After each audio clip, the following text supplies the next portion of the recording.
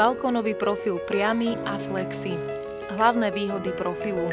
Vhodný pre novostavby a rekonštrukcie balkónov, lodží a terás s obmedzeným miestom osadenia. Možnosť vysunutia profilu priamy od 10 do 30 mm.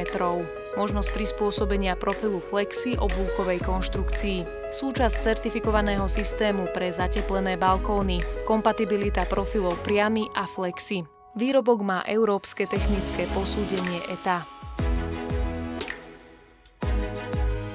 Nosnú konštrukciu očistíme, výstuž zbavíme korózie a opravíme prípadné poškodenia. Pri stene ako oddeľovací pás uložíme bežný fasádny polystyrén s hrúbkou 10 mm a na čelo balkónovej dosky ukotvíme debnenie. Navlhčíme podklad.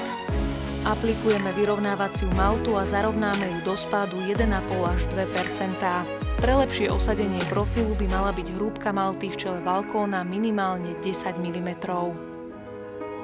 Do vyrovnávacej malty zhotovíme po obvode polodrážku na osadenie odkvapového profilu so šírkou a hĺbkou zodpovedajúcou rozmerom profilu a jeho uloženiu. Z čela balkóna odstránime debnenie, rany vystúžime vhodnými odkvapovými profilmi s integrovanou výstužnou mriežkou, ktorú zapracujeme do stierkovej hmoty a nanesieme finálnu omietku.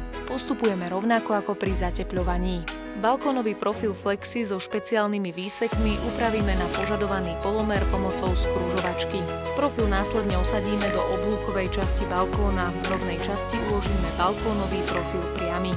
Profily nameriame ako zostavu a uložíme ju na okraj konštrukcie. Aby bola v jednej línii, použijeme ako pomôcku natiahnutú murársku šnúru. Výhodou balkónového profilu priamy je možnosť jeho osadenia do miest, kde je pri zábradlí menej voľného priestoru. Priestor na manipuláciu je od 10 do 30 mm. Túto výhodu oceníme najmä pri rekonštrukciách. Balkónové profily osádzame tak, aby medzi jednotlivými segmentmi bola dilatácia minimálne 4 mm.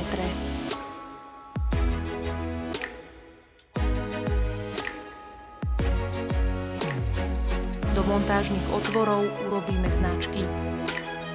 Profily odoberieme a na označené miesta osadíme plastové hmoždinky. Dbáme na riadne a rovné uloženie profilov. Pripravenú polodrážku navlhčíme a nanesieme hydroizolačnú stierku. Profily po nanesení stierky postupne fixujeme skrutkami alebo natlkacími kotvami. Jednotlivé segmenty spojíme spojkou, nanesieme na ňu trvalo pružný tmel, osadíme ju na čelo profilu a zafixujeme klampiarskými kliešťami.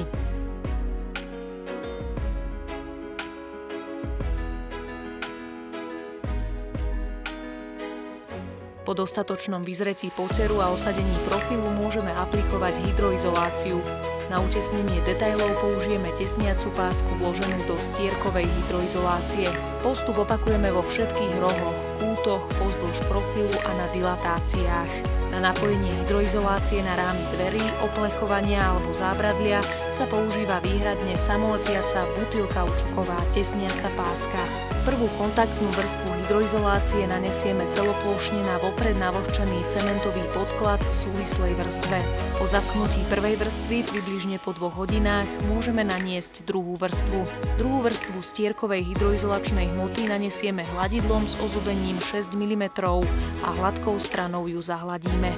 Druhá vrstva musí celoplošne zakrývať prvú vrstvu vrátane všetkých tesniacich pások a profilov a jej hrúbka musí byť minimálne 2 mm. Pri ideálnych podmienkach môžeme začať klásť dlažbu už po 4 hodinách od ukončenia práce s rýchlo tuhnúcou hydroizolačnou stierkou.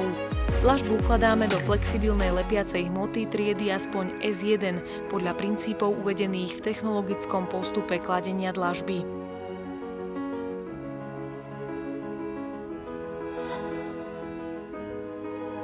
Soklový obklad na fasádu nalepíme flexibilnou lepiacou hmotou a vrchnú časť sokla ukončíme ukončovacími profilmi. Gumennou stierkou nanesieme do škár v diagonálnom smere flexibilnú škárovaciu hmotu. Po zatuhnutí škárovacej hmoty dlažbu najprv umieme vlhkou špongiou a mierne vlhkou špongiou dôkladne dočistíme. Do škáry medzi balkónovým profilom a dlažbou a taktiež dlažbou a soklom vložíme tesniacu šnúru, ktorú pretmelíme polyuretánovým tmelom. trvalo pružný tmel aplikujeme na všetkých potrebných miestach. Maximálny odporúčaný rozmer dlažby je 33x33 cm s minimálnou odporúčanou hrúbkou 9 mm. Odporúčaná šírka škáry v exteriéri je 6 mm.